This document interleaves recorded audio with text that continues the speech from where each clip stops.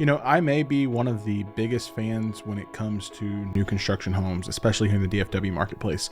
Love it. I think it's a great buy for a lot of people. But if I'm honest, there's a couple things that builders do that when they do it, it absolutely drives me crazy. And I hate that they do it. I understand it, but I think it still drives me wild, and I wish I could make it so that they didn't do this. But at the end of the day, it's just part of the business. And so I kind of want to talk to you about this a little bit today, why these things happen the way that they happen, maybe give a little bit of insight into what's going on, and maybe how you can, as a buyer, potentially keep this from being an issue that you face. Issue I'm talking about is seeing builders do massive price increases in neighborhoods out what it seems like just randomly, right? If we haven't met before, my name is Zach. My team and I, we sell new construction real estate here in DFW. That is our specialty. That's what we love to do. So whether you are buying from a builder's inventory, whether you are building from the ground up, whether you are here already in DFW, or you are finding a home as you're relocating into our market, we would love to help. Call, text, email, whatever you need. But of course, we can't help if you don't reach out. So I want to talk about this for a moment because I think I'll be honest, it frustrates me. I'm just call it like it is. And so what I'm specifically talking about is when you're looking at a builder's website and you see, that this new phase or this new neighborhood is starting at, they have prices starting at $399. Right? Cool. Whatever. We look at plans, thinking about it, you're looking at it, you're observing, and then all of a sudden you go back a week later and $399 becomes $429, or, it's gone up $5,000 or it's gone up $10,000 or whatever it is. And you're like, wait a minute, what's going on? Like, why did that happen? Or what could be even more frustrating is when you're in those early conversations with builders and you've kind of started like feeling it out, trying to see, hey, maybe is this where we're going to build or where we're not going to build? And, you haven't signed anything yet. And it feels like all of a sudden, on Friday, you were talking about one price and then, Monday happens and it's like, oh, now it's a new price. And you're like, what, you looking around? What happened? And you're calling the sales rep and it's like, why didn't you tell me? And they're like, I didn't know. And you're like, really? First and foremost, what I'm going to tell you is they're probably telling you the truth. To be honest, they probably didn't know. And if they did know, they didn't even know for sure. So what happens is the management teams are looking at these communities and they're looking at their communities as a whole across the board. And they're, saying, hey, every so many homes that we sell, we're going to have to take a price increase. And you're looking at that as a consumer and you're like, well, I'm not getting anything different, right? Like it's the same features, it's the same floor plan. Like you're not adding anything. You're just changing the price and charging me more. And on the consumer side, I understand that it's a massive frustration. Like trust me, I wish it wasn't the case. On the builder side, what I want to try and give a little bit of perspective on is what's going on maybe behind the scenes. So what they're seeing is we have to be a good management, good steward of this neighborhood that we're building. And so, for example, if they're saying, hey, we have 50 homes that we're building in this phase, right? Well, what they don't want is all 50 to 70 of those homes starting all at once, because a builder, not the company, but the individual, like the construction manager, is going to have an incredibly difficult time managing all of those projects. And then getting all of the trades in and making sure the skilled labor happens, it's just going to be an incredibly difficult process. And to be honest, there is still a shortage of skilled labor in the, shortage of plumbers, electricians, drywall guys, you name it. There's a shortage of guys that do a really good work. And when you get them, they try and do everything they can to keep them. And so there's only so much labor that they can do.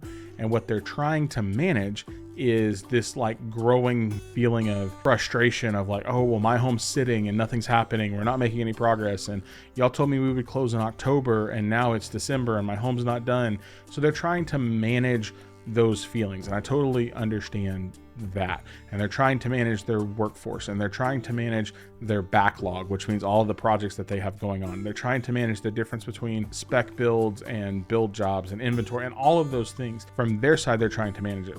And so they're doing it the only way they really know how to. And it's by increasing pricing, right? And so sometimes you'll see it's it's 5,000 across the board on all of their base plans. Sometimes it's 10,000, and sometimes it'll be 5,000 one week and then 10,000 another week. And then the sales reps are looking at their management. They're like, well, I sold 10 homes this week. What am I doing wrong? Why are you're trying to cap what I'm doing? And it's yes, in a way they're trying to cap it, but also they're trying to control inventory. They're trying to, they're doing the only thing that they know to do, whether that's right or wrong. I'm not arguing that one way or the other. It's just, I think it's just helpful to have that perspective of, hey, they're doing what they can to control the inventory. What you also don't see on the back end is we don't know what kind of agreement they have with the developer. We don't know if they have pre-purchased all of their lots on the front end and they've paid for those up front and they have access to them as soon as they want them. We don't, and that's the case sometimes, but oftentimes it's more like, hey, these lots are like reserved for this builder, and then they do what's called a takedown when somebody gets ready to build that, and then those prices on those lots fluctuate. And so what the builder doesn't want to commit to is one, pricing and then expecting to make one margin, and then the developer comes in and says, oh, hey, actually we're doubling the cost of land, and then they have to make up for that accordingly, right? I've seen that happen, which is why you'll see like neighborhoods that have several phases. The builders that start those neighborhoods oftentimes are not the ones that finish them because they get priced out or it just doesn't meet their model or whatever. Development costs go up, land costs go up, everything goes up. And so unfortunately, those things get passed along to you as the consumer. It doesn't make it fair, it doesn't make it right, it does make it fun. And like I said, I wish that wasn't the case from a buyer standpoint. So here's what I will say. When you have sales reps tell you, hey, we think we're going to get a price increase, like that's not, in most cases, it's not them trying to just like, yeah, hurry up, come on, we got to get a sale. Like, it's not that. I think like and it might be for some, but the majority of the sales counselors that I talk to, like it's a genuine care of like, hey, I've been told like this is what we're gonna do. I don't necessarily like it, but the company says that's what I got to do, so that's what I got to do. And I really don't have much say so of it beyond that. So when they start telling you those things and you start hearing it, you start listening, you start asking those questions, take note. Because if they say it, I mean, it probably means they're hearing it from their management, and that's where the pressure's coming from, right? Like the salesperson in the neighborhood doesn't set the price when it comes to builds. They very rarely even set price when it comes to inventory. They have a little bit of room on what they can and can't negotiate for, but for the most part, that price is set well above their heads. They're just there to push and sell the product that's been put in front of them without really any of their input on pricing. So it sucks. I get it. What sucks even more is when you see it happening and builders are pulling out things that would be standard features, right? They're cutting back on those. Like I said, I'm again, capitalist at heart. I think everybody should have the right to make money. I think you should make a profit. I start to question it a little bit when we see margins go really crazy, but obviously people are still buying it. And what you're often seeing them do is as they increase pricing, sometimes builders will also increase incentive money. So in a way, it's kind of offset. The biggest difference is on the incentive side. Incentives can get hidden in a transaction to where the only people that know that they happen are the people that are involved in that transaction. Nobody outside of that really knows, hey, if they got 15 or they got 25 or they got 30 or whatever it is. And so from a compensation, like from a comps perspective, what they're putting out on MLS, like they're trying to protect that. So even though it looks like they're putting out a higher price, and in a way they are, sometimes they're back end giving that to you in incentives or design credits or things like that. So what do we do about it? Like, how do we combat it? I wish there was an easy way to tell you that you could combat it. There's really not. The positive side, before I give you any tips, the positive side is if you're one of those people that buys in, an early phase in a neighborhood, secretly, you probably want those prices to go up. You want them to drive the market in your neighborhood so that when you're ready to sell in 3 to 5, 6 years, whatever it is, you've seen forced appreciation in that market. So if you're buying early, you definitely want to experience that. You also, I would say, pro tip, ask your builder, once we're under contract, once we have everything signed, can our price go up?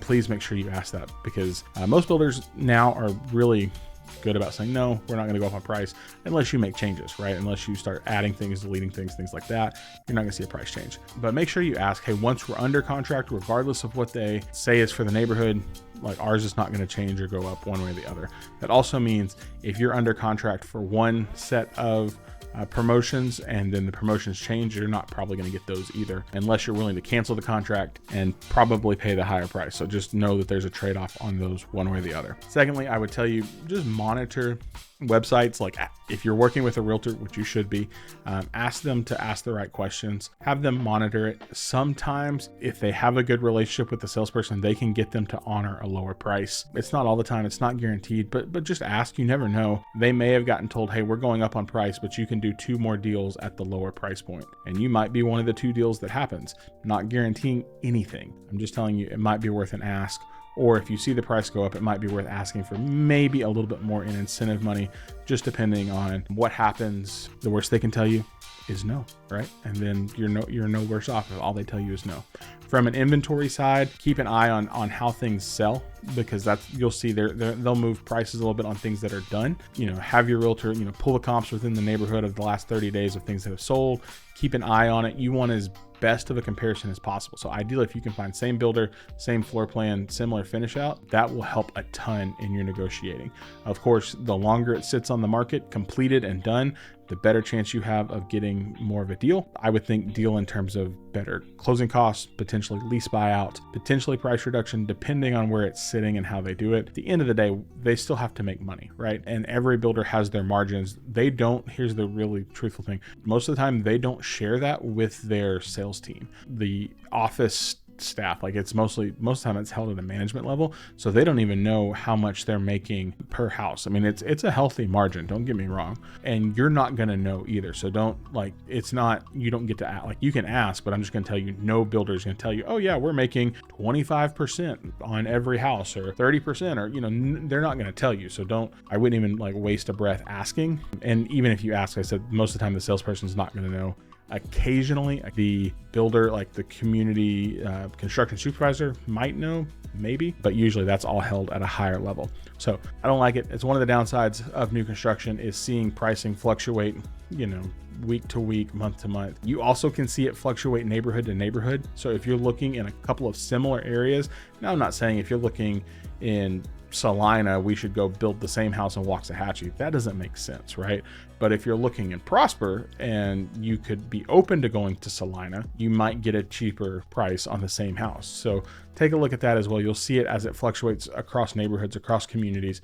Ask about the standard features, because sometimes that's different, and that affects pricing as well. I wish I could give you more helpful things with that. I can't. It's just part of the market, and again, it's one of those things that I'm not a huge fan of, because on the outside it definitely looks like a money grab. It feels like a nickeling and diming situation of like, oh, we're just doing this, and in some ways maybe it is, but I think too there's a bigger picture at play, and we just kind of got to understand all of those elements that come together to make the housing market is what it is, right? And so they're watching what other builders are doing, they're watching their competition, they're watching who's selling, who's not selling, they're watching how much they've sold. From a management perspective, it's not just this one community, it's their 15 communities, and how do they balance all of those things together? Because at the end of the day, it is a business for them. Yes, we want you to get a home. Yes, I want you to love the home. But at the end of the day, for the builder, it is still a business, and they have to make the correct business decisions that will most of the time benefit them. I don't want to end on a doom and gloom thing, because that sounds like the sky is falling, and it's not. We are still finding deals every single day for clients that reach out to us. We're finding closing costs, $10, $20, $25, $30,000, interest rate buy downs, design incentives, you name it. It's still out there. It still exists, even if we're seeing pricing go up. Not a huge fan of that, but still a huge fan of new construction in general, and the opportunity that it presents for you to get into a home or to move up to a better home. And it's just one of those things that we have to navigate, to be honest. Like, we just have to do that. So again, if I can help, or if my team can help in any way, help you navigate that, help you ask the right questions, help you make sure you get the best deal possible, even as prices go up. Contact information is right there. Call, email, text, whatever it is. Leave us a comment down below if you have questions. Would love to engage with you there if we can help in any way. Seriously, we're here. This is why we do what we do, is to help people like you make sure that you get into a home. So thanks for hanging out with me today. Appreciate your time. I hope this provides a little bit of perspective, a little bit of help, and we will see you guys in our next video. So bye for now.